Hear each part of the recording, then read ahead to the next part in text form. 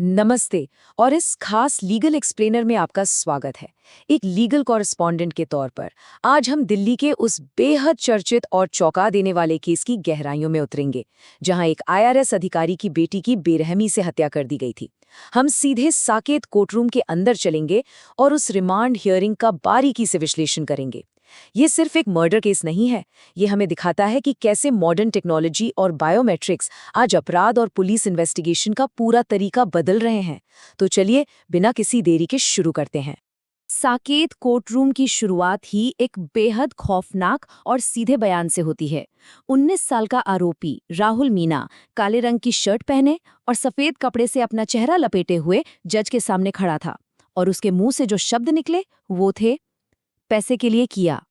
अब देखिए, आमतौर पर दिल्ली में क्रिमिनल डिफेंस की स्ट्रैटेजी क्या होती है? आरोपी हर बात से इनकार करते हैं, घुमा फिराकर जवाब देते हैं। लेकिन यहाँ कोई बहाना नहीं था, बल्कि अपराध का सीधा और साफ मकसद सबके सामने रख दिया गया। लेकिन सबसे दिलचस्प बात यह है कि judicial magistrate first class Deepika Thakran ने अपनी पूछताछ की शुरुआत सीधे कत्ल से नहीं की। उन्होंने आरोपी की मेडिको लीगल केस यानी एमएलसी रिपोर्ट देखी और सीधा सवाल दागा, आपके एमएलसी में चोटें आई हैं, ये कैसे आईं? ये एक बहुत ही अहम न्यायिक प्रक्रिया है। कस्टडी में भेजने से पहले जज ये सुनिश्चित कर रही थीं कि आरोपी की शारीरिक स्थिति का पूरा रिकॉर्ड अदालत के पास हो। जज के सवाल पर आरोपी ने जवाब दिया कि ये चोटें उसे छत से उतरते टाइम आईं। और बस यहीं से उस साधारण से दिखने वाले सवाल ने पूरी कहानी की परतें खुलनी शुरू कर दी। जाहिर है, जज साहिबा इतने भर से रुकने वाली नहीं थी। जब उन्होंने दबाव डाला और सख्ती से क्रॉस क्वेश्चनिंग की कि भाई कौन सी छत और कैसे, तो इसके बाद कोर्टरूम में जो हुआ उसने सबको सुन्न कर दिया। मजिस्ट्रेट के उन सटीक सवालों का नतीजा इस चौंकाने वाले कबूलनामे के रूप में सामने आया। आरोपी ने भरी अदालत में कह दिया, मुझसे अपराध हो गया मैम, गलती हो गई। जैसा कि मैंने पहले कहा, डिफेंस लॉयर्स अक्सर पुलिस को सबूत जुटाने के लिए खूब भटकाते हैं, लेकिन पहली ही पेशी में इस तरह गुनाह मान लेने से अभियोजन पक्ष का काम काफी हद तक आसान हो गया। अब जरा इस पूरी वारदात की टाइमलाइन को समझते हैं कि आखिर बात इस कोर्ट अपीयरेंस तक पहुंची कैसे। साउथ ईस्ट दिल्ली के इस पॉश इलाके में डकैती की कोशिश तब बिगड़ गई जब पीड़िता ने घर का कैश लॉकर खोलने से साफ इनकार कर दिया। आरोपी ने जबरदस्ती की। 22 साल की उस लड़की ने पूरी बहादुरी से उसका विरोध किया और फिर उस जघन्य हत्या को अंजाम दिया गया। लेकिन इस केस का सबसे खौफनाक हिस्सा इसके बाद आता है। फिंगरप्रिंट्स हासिल करने के लिए मृत शरीर को लॉकर तक घसीटा गया। और यही इस पूरे केस का टर्निंग पॉइंट है। आखिर इतनी क्रूरता क्यों की गई? इसका कारण था वो हाई-टेक कैश लॉकर। वो कोई आम चाबी वाला लॉकर नहीं था जिसे तोड़ा जा सके। ये एक डिजिटल तिजोरी थी जो केवल 3 खास लोगों के फिंगरप्रिंट से ही खुल सकती थी। आईआरएस अधिकारी, उनकी पत्नी या उनकी बेटी, जो दुर्भाग्य से उस दिन घर पर अकेली थीं। ये डिजिटल लॉक्स बनाए ही इसलिए जाते हैं ताकि इन्हें बाईपास करना नामुमकिन हो। तो असल में हुआ क्या? पीड़िता की जान इसलिए गई क्योंकि उस डिजिटल सिक्योरिटी को तोड़ने के लिए आरोपी को हर हाल में उसके फिजिकल फिंगरप्रिंट्स चाहिए थे। जब लड़की ने विरोध किया तो अपनी हताशा में आरोपी ने बायोमेट्रिक्स हासिल करने के लिए इस क्रूर रास्ते को चुना। ये हमें सोचने पर मजबूर करता है कि आजकल की ये डिजिटल और बायोमेट्रिक सिक्योरिटी भले ही हमारे सामान को सुरक्षित रख रही हों, लेकिन ये अपराधियों के काम करने का तरीका और पुलिस की इन्वेस्टिगेशन की दिशा दोनों को ही बदल रही है। चलिए अब अभियोजन पक्ष यानी प्रोसिक्यूशन के रुख पर आते हैं।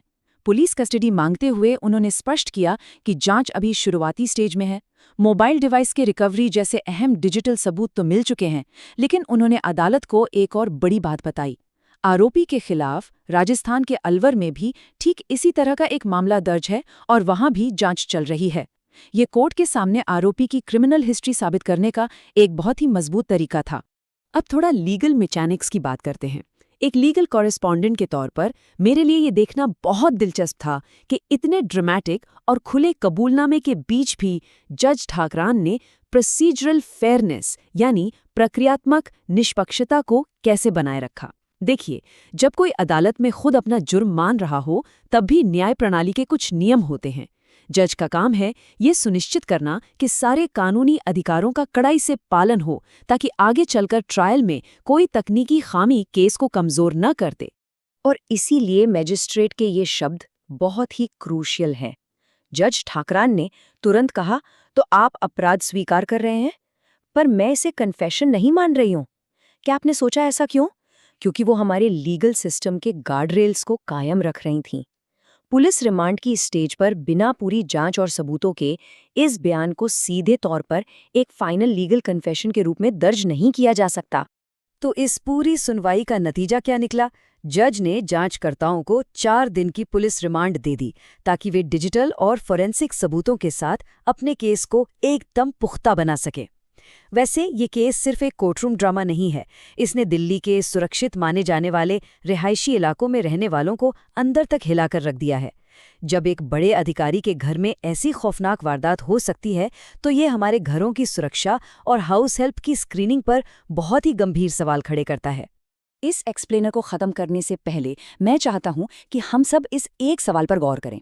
जैसे जैसे बायोमेट्रिक्स और डिजिटल लॉक्स हमारी जिंदगियों का आम हिस्सा बनते जा रहे हैं, पुलिस, फोरेंसिक साइंस और हमारी न्याय प्रणाली उन भयानक और क्रूर तरीकों से कैसे निपटेगी जो इन तालों को बाईपास करने के लिए इस्तेमाल किए जा रहे हैं? ये एक ऐसा सवाल है जिसका जवाब हमें जल्द ही खोजना होगा। आज के इस गहरे विश्लेषण में मेरे साथ जुड़ने के लिए बहुत बहुत धन्यवाद। उम्मीद है आपको इस केस के कानूनी पहलुओं की एक साफ तस्वीर मिली होगी।